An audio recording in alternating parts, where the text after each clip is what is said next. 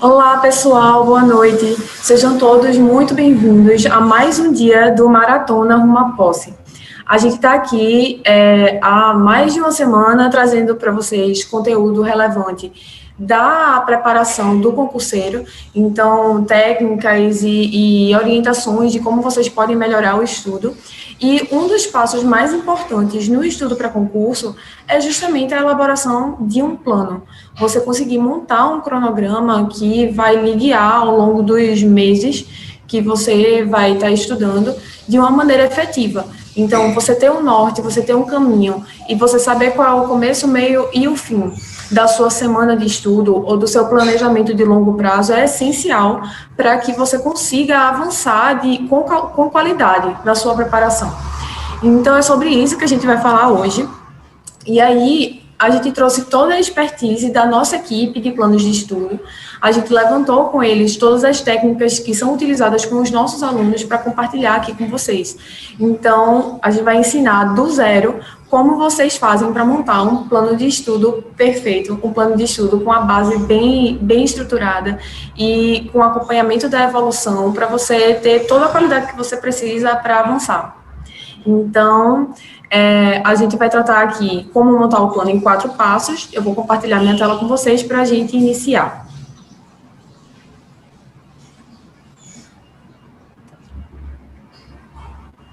Vamos lá.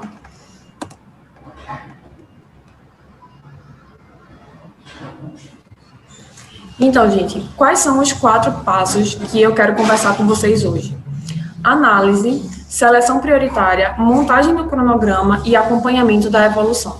Essas são as 4 características, as 4 etapas básicas para você montar um plano realmente bem estruturado. A primeira delas é a análise. Análise do quê? Análise das provas anteriores, da carreira que você quer estudar, a carreira que você escolheu. Então, você precisa fazer um levantamento. O ideal é que seja pelo menos das últimas 6 provas da sua carreira, para se familiarizar com o perfil da banca e com o perfil das questões. Como é que você vai fazer isso?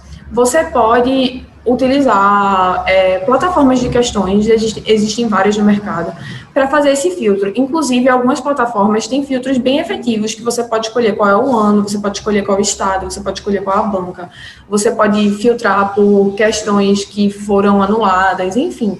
Tem uma infinidade de filtros e de plataformas que vocês podem escolher para fazer isso.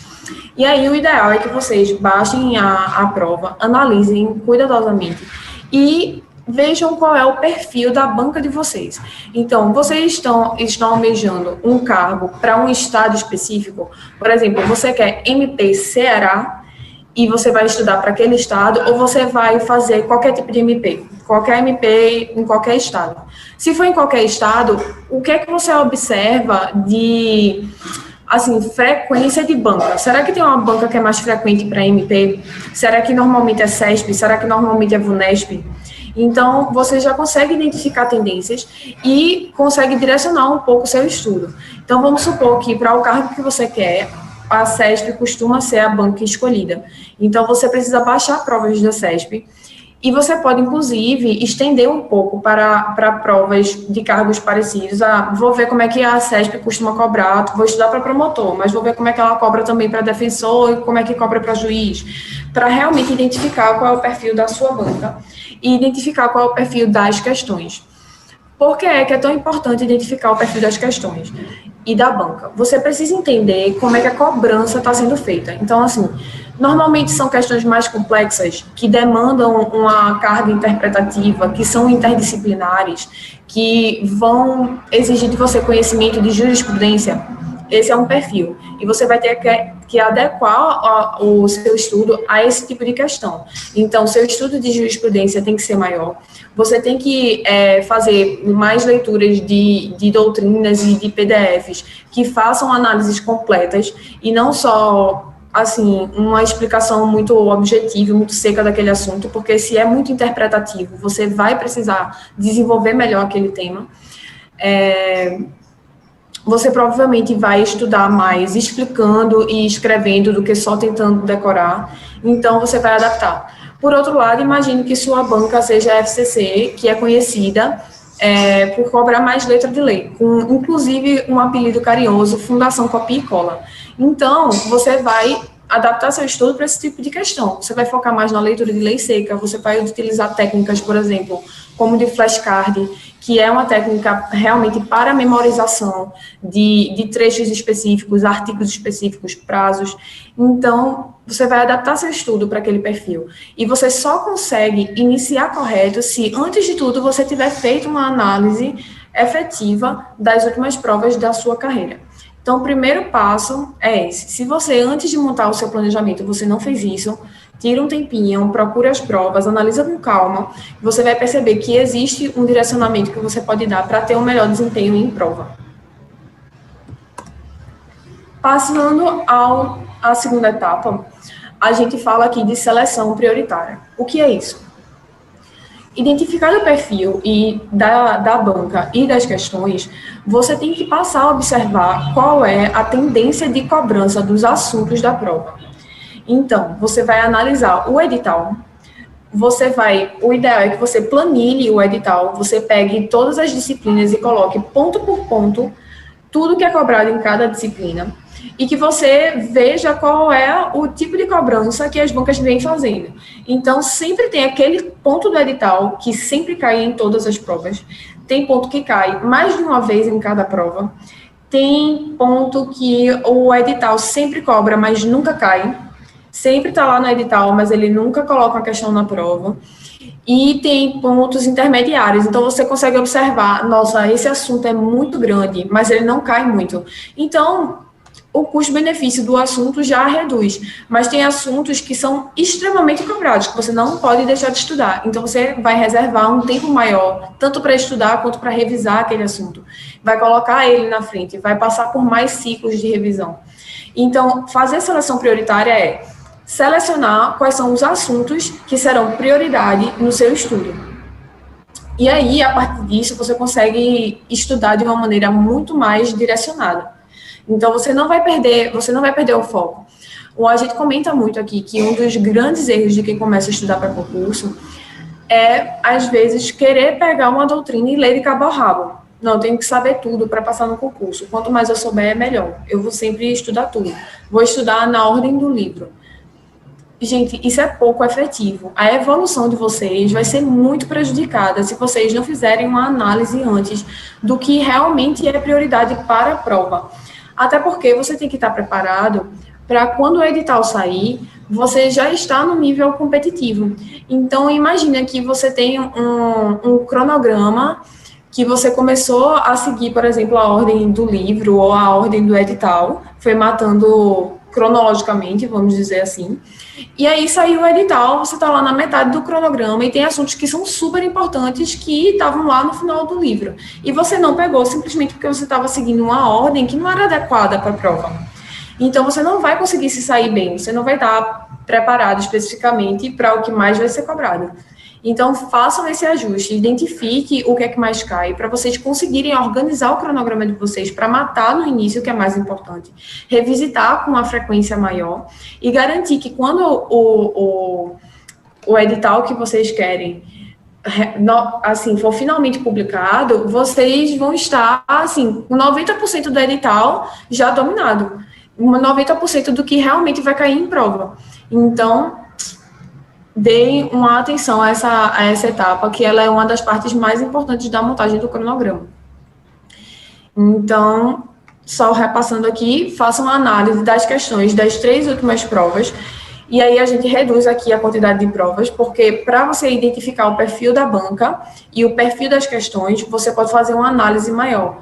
Mas para fazer a seleção prioritária dos temas, você já pode pegar de provas mais recentes, até porque a gente tem passado, principalmente agora, por muitas mudanças legislativas e as bancas tendem a focar um pouco mais nos assuntos novos, justamente para testar o candidato.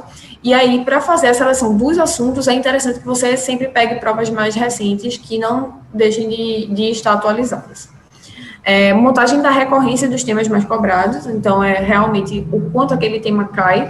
O ideal é que você planilhe, como eu falei para vocês planilharam os assuntos do edital, do lado vocês podem ir colocando quantas vezes aquele assunto foi cobrado.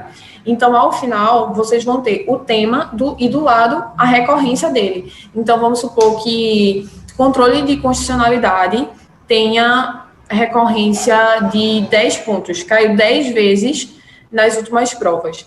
E um outro tema, não sei, intervenção do Estado na propriedade, só caiu 3 vezes. Então, você já sabe o que você vai priorizar no seu estudo e como é que você vai dividir o seu tempo dentre os assuntos de direito constitucional. O terceiro passo, gente, é montar o cronograma. E aí, você já está com a faca e o queijo na mão. Você identificou o perfil, você sabe qual é o tipo de estudo que você tem que ter, você identificou quais são os temas prioritários, então você sabe no que você vai focar. E agora você vai transformar aquilo em um plano de estudo que você vai seguir de domingo a domingo. Então você identificou o perfil da sua banca, então você sabe quais são as atividades de estudo que você deve priorizar. E você fez um estudo das questões e da recorrência dos temas, então você sabe que assuntos priorizar. Agora você precisa jogar isso na sua semana. Primeira coisa, qual é a sua disponibilidade? Planilhe suas atividades da semana. E, gente, é interessante que vocês botem tudo, e não só a quantidade de horas disponíveis. Então, assim, planilhem o tempo de vocês, o tempo que vocês levam para se arrumar de manhã, o que vocês tiverem de atividade, dia de terça e quinta tenho pilates, dia de sexta de noite vejo meu namorado, dia de quarta de manhã eu tenho médico regularmente, psicólogo, enfim, planilhem tudo para vocês conseguirem ver qual é o tempo contínuo e quais são as atividades que talvez estejam atrapalhando vocês ou que vocês precisem readequar num dia que for mais movimentado, por exemplo, colocar uma disciplina que para vocês não seja tão complexa, porque tudo isso influencia. Você tem que fazer realmente uma análise detida da sua semana para distribuir da melhor maneira possível. E aí, no final, você vai ter a sua disponibilidade. Vamos supor que você tenha 4 horas disponíveis no dia, de segunda a sexta, que vai dar 20 horas na semana. No sábado, você consegue se dedicar por 8 horas, então já tem um tempinho a mais. No domingo, você descansa. E aí, você tem a quantidade de horas na mão para dividir entre as 5 principais atividades, que é a leitura de lei seca, leitura de doutrina, leitura de jurisprudência, resolução de questão e revisão. Isso é o principal. E você não pode negligenciar nenhuma delas. Isso também vai muito do nível de exigência do cargo que você almeja. Então, observem que para determinados cargos, a leitura de jurisprudência, por exemplo, ela é mais importante, ela é mais exigida em prova. E para outros cargos, não. Alguns cargos não cobram nunca jurisprudência. E embora seja sempre importante o concurseiro estar atualizado e acompanhando a jurisprudência. Mas se o seu cargo for um cargo que costuma cobrar e a banca ainda por cima tem o perfil de trazer questionamentos sobre o entendimento dos tribunais superiores nas questões, então você já sabe que vai precisar dedicar um tempo maior à leitura de jurisprudência. Se for uma banca, como eu mencionei, feito a FCC, que cobra muita lei seca, você vai ter que dedicar um tempo maior à leitura de lei seca, porque você vai utilizar técnicas ali que vão intensificar a sua memorização, e para isso você precisa despender um tempo maior. Então, todas essas informações vai ajudar você a começar a dividir seu dia. E aí você precisa definir qual é a plataforma que você vai utilizar para fazer isso. Gente, não deixem solto, não deixem no ar. É muito importante que vocês tenham tudo registrado, porque senão fica complicado fazer o acompanhamento. E no início pode parecer difícil manter atualizado sempre, mas vocês vão pegar um costume, isso se torna um hábito. É uma coisa que vocês têm que realmente persistir um pouco no início, mas tenho certeza que vocês vão achar o resultado bem efetivo.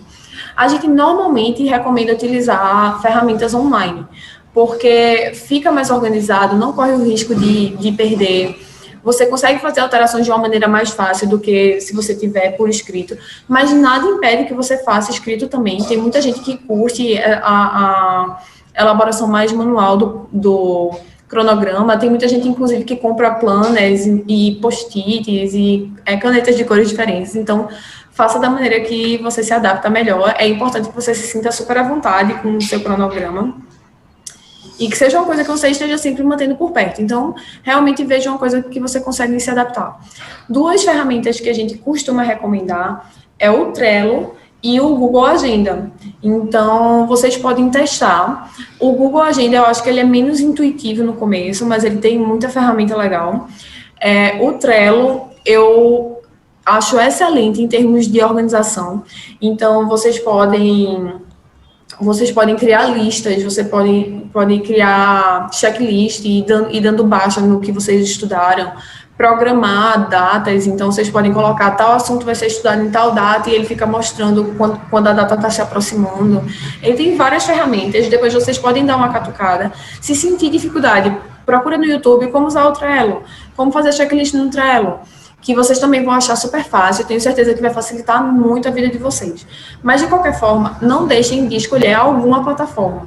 Inclusive, deve existir alguns aplicativos de montagem de cronograma que vocês podem explorar também, mas, de início, a gente recomenda essas duas ferramentas. E aí, você vai passar a definir quantas disciplinas eu vou estudar por semana. Isso vai muito de aluno, então, é uma coisa que a gente debate bastante aqui, porque muitos alunos perguntam para a gente, é melhor eu estudar várias disciplinas durante um dia e várias disciplinas durante a semana, ou é melhor que eu faça de uma maneira mais espaçada? Não, um dia eu vou estudar só essa matéria, no outro só uma outra matéria, e na semana eu só consegui estudar de 4 a 5 matérias, então não consegui passar por todas as matérias do meu concurso. Qual é o melhor formato? Na verdade, é muito do perfil do aluno, e a gente procura sempre conversar muito com os nossos alunos para entender qual é o formato que ele se adapta melhor. Então, você precisa ver qual é o seu nível de dinamismo com as matérias. Tem gente que não gosta de ficar numa mesma matéria martelando o dia inteiro e se adapta melhor com um cronograma mais dinâmico, de chegar a ver 3 matérias num dia. E tem gente que prefere um estudo mais prolongado, dedicar aquelas horas todas a uma mesma disciplina, porque engaja e adquire um fluxo melhor através dessa metodologia. Então, observe o que é melhor para você. Se for um concurso com muitas disciplinas, como, por exemplo, o concurso de magistratura costuma ser, o ideal é que você faça ciclos de estudo. É difícil esgotar tudo numa semana só, mas fica muito a critério. Então, façam essa análise. Quanto tempo por tipo de estudo? Gente, não cheguem para perguntar quanto tempo eu preciso estudar para ser aprovado. Só vou ser aprovada se eu conseguir estudar 8 horas por dia. Meu tempo líquido de estudo é tanto. Gente, não importa. O que realmente influencia no estudo para concurso é a constância com que você estuda. Então, assim, a gente já teve professores aqui que trabalhavam e trabalhavam puxado e tinham obrigação em casa, e que estudava 3 horas por dia. Mas estudava 3 horas por dia todos os dias e por anos, sem nunca vacilar no planejamento, sem nunca desistir. E essa constância gerou um acúmulo de conhecimento que os levou à aprovação mais para frente. Então, não se preocupem com a disponibilidade de vocês no sentido de não tenho tempo suficiente para ser realmente aprovado. Se preocupem em manter a frequência e a qualidade do estudo de vocês. E por isso que é tão importante montar um cronograma, porque assim vocês conseguem ter uma visão de longo prazo, vocês conseguem acompanhar de uma maneira mais efetiva, e a chance de desvio é muito menor, porque você sabe para onde você está indo. Então, o importante é a constância. Então, peguem a disponibilidade de vocês e dividam entre as atividades, considerando a distribuição que a gente conversou sobre a quantidade de disciplinas que vocês vão colocar no dia ou na semana. E não deixem de passar por todas as atividades. Nossos alunos costumam ter bastante dificuldade com revisões, porque revisão é uma coisa que aluno costuma empurrar com a barriga. e nem sempre dá tempo de revisar tudo, e aí acaba gerando um acúmulo de assunto, e as revisões acabam não sendo tão frequentes. Então, existe um ciclo muito famoso de revisão, que é com 24 horas, com 7 dias, com um mês, enfim, a quantidade varia um pouco. E aí, para você conseguir acompanhar tudo que você estudou com 24 horas, 7 dias, um mês, 2 meses, vai gerar um calendário bem complexo. Você pode tentar seguir essa forma, ou você pode adaptar e fazer alguma coisa que você se sinta mais confortável. Tem gente que separa um dia só na semana para fazer a revisão de tudo que foi estudado na semana anterior. O importante é que você não empurre a revisão.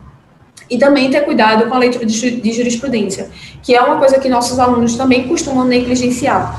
Então, estabeleçam meta, deixem acessível, façam um Google Docs e botem os comentários de vocês, deixa já o link do site para ficar fácil, estabeleçam dia e horário para fazer isso. Hoje é dia de ler jurisprudência, de tal hora estou lá com o site do STF aberto, do STJ, dando a minha lida semanal, porque quando você passa de uma semana para outra, tipo, não, vou dar uma lida, e não consegue ler muito, não lê os assuntos não lê a jurisprudência dos assuntos que estudou na semana, aí vai gerando um acúmulo gigante, que quando você vê o volume de coisas que você tem que ler, você acaba se desestimulando. E a tendência é que você acabe não inserindo essa atividade no seu cronograma. Então, tenham bastante cuidado quando vocês forem fazer a distribuição de atividades. É muito importante que vocês dediquem um tempo considerável a todas. A leitura do material ou a videoaula que vocês estiverem tomando como base para o estudo do concurso, não necessariamente é a atividade mais importante que vocês vão fazer na semana. É a base, mas vocês precisam de toda a estrutura para conseguir avançar com qualidade. Então, tenham bastante atenção quando vocês estiverem fazendo essa divisão. A gente trouxe aqui alguns exemplos de como a gente costuma estruturar os planos dos nossos alunos. Então, eu espero que vocês estejam conseguindo ver. Dei um zoom aqui. Então, a gente costuma fazer a distribuição de atividades por dia da semana, colocando o horário que o aluno tem que ler lei seca, o horário que ele vai estudar, o horário que ele vai fazer a revisão, o horário que ele vai fazer a resolução de questão. A gente indica qual é o assunto que ele vai ler, que ele vai estudar. A gente indica quais são os artigos que ele tem que ler referente aos assuntos que a gente indicou. E a gente coloca também qual é o informativo relativo àquele assunto, porque a gente acha que é uma forma mais efetiva de estudar informativo quando você já está utilizando aquele informativo como uma revisão de uma coisa que você estudou há pouco tempo. Então, normalmente, a gente coloca o estudo do assunto, logo em seguida, a leitura da lei seca, a resolução de questão e a leitura de jurisprudência relativa àquele assunto. Você já vai fixando e, ao mesmo tempo, se mantendo atualizado. Então, só para vocês darem uma olhada como é que normalmente a gente faz essa estrutura, vocês podem se inspirar nesse exemplo para tentar montar uma estrutura parecida e ver como a distribuição de horas normalmente é feita. E lembrem-se sempre de botar também o tempo de lazer de vocês. É importante que vocês deixem isso na planilha de vocês também, na organização de vocês, porque faz parte da sua semana. E é uma coisa que é essencial, descanso é essencial. Então, basicamente, é uma obrigação que você tenha uma parte de diversão e de recuperação das energias. Então, só a título de exemplo, a gente tem muito aluno que especifica na agenda o tempo que dedica à família, que passa com o filho, que passa com o marido, com a esposa. Então, não deixem de colocar isso, porque realmente faz parte, inclusive estimula e ajuda na organização também. Você sabe como você está distribuindo seu tempo, você sabe qual é a hora que você vai se dedicar mais ao lado pessoal. Isso ajuda também até você compartilhar informação com quem faz parte do seu ciclo social, porque a gente sabe que o isolamento, para quem estuda para concurso, é uma questão delicada. Normalmente tem gente chamando, sempre surge uma programação, mas aí você consegue se organizar melhor se você deixar isso pré-definido também.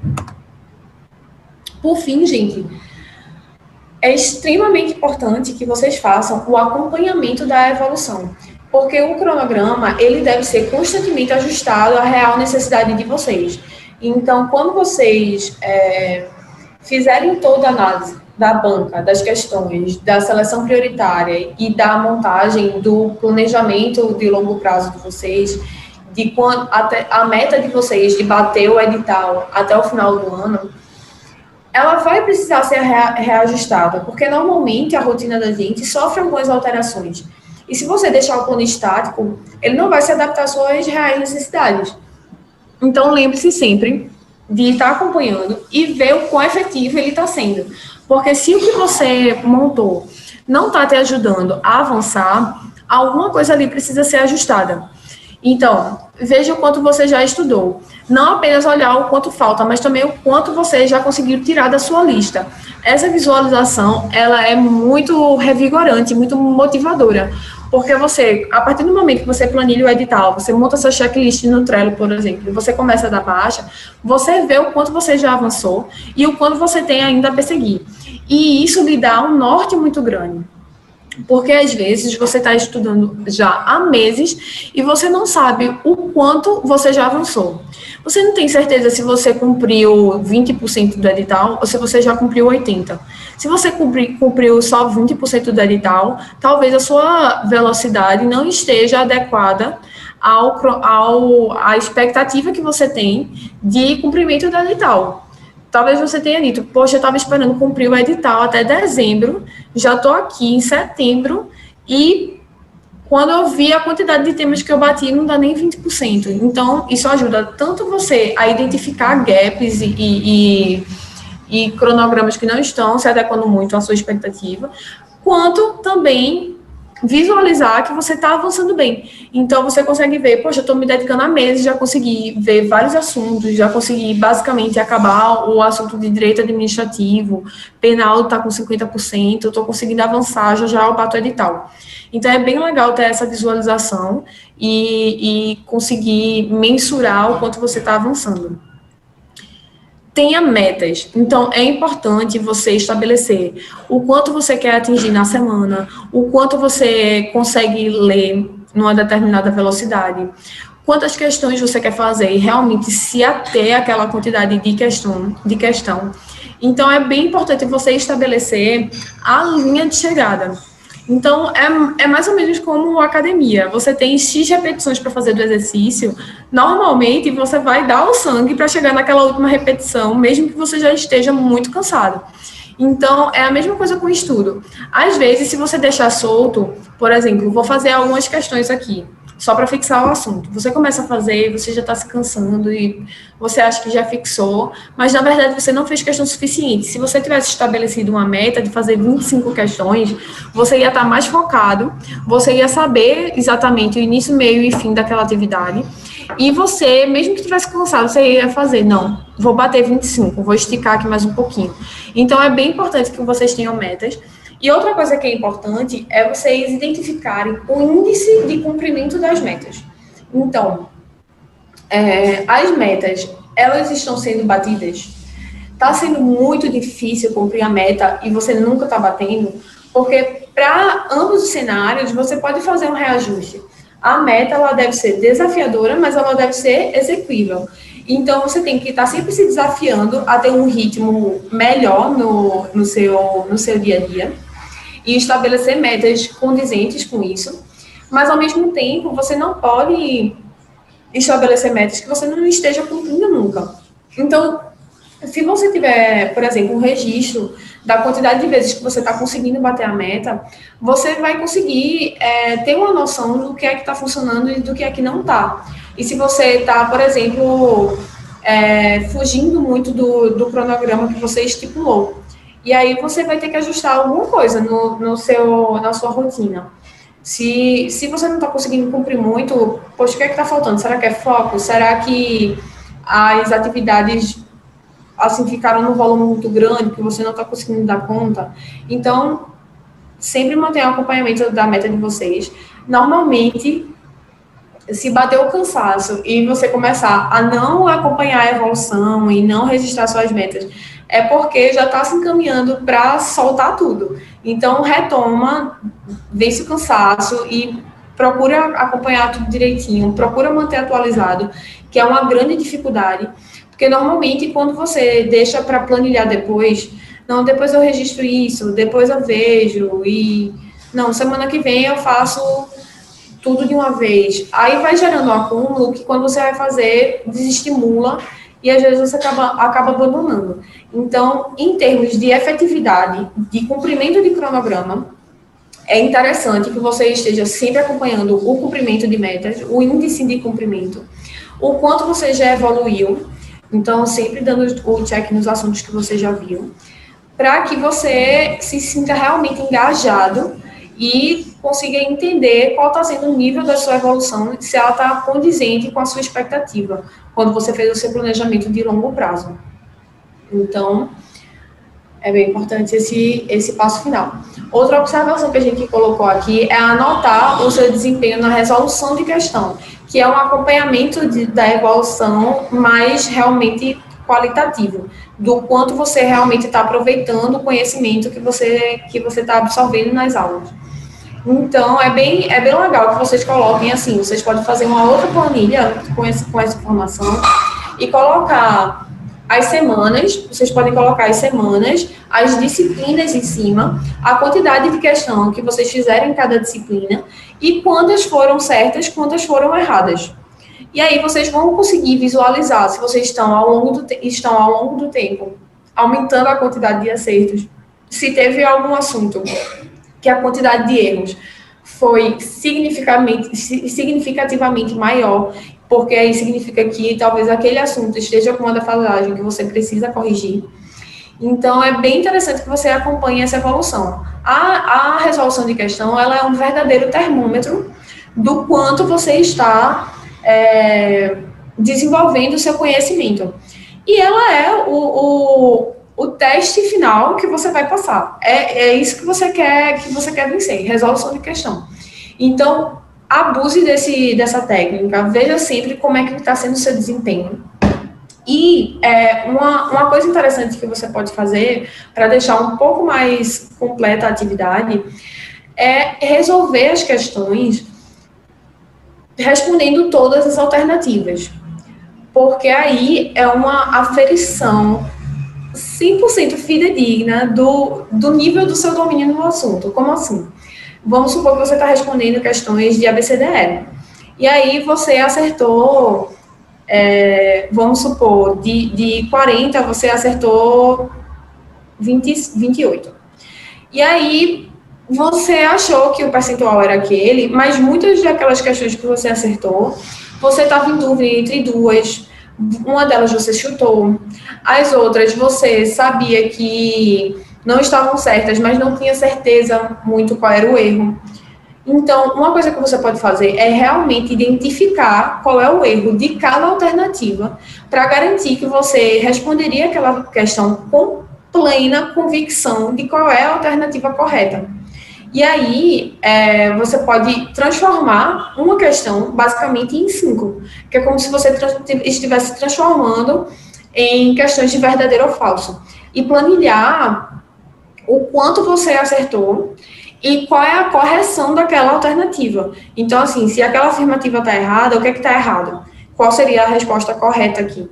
Então, é bem legal essa técnica, ela exige bastante em termos de dedicação e de organização, mas se você já estiver no nível mais avançado, que você queira dar um passo a mais e pegar uma técnica mais complexa para acompanhamento da evolução em termos de fixação de conteúdo, é legal você utilizar esse esquema que eu falei aqui.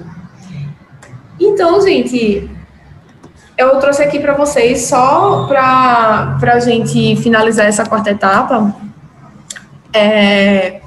o relatório de desempenho que a gente tem na nossa plataforma.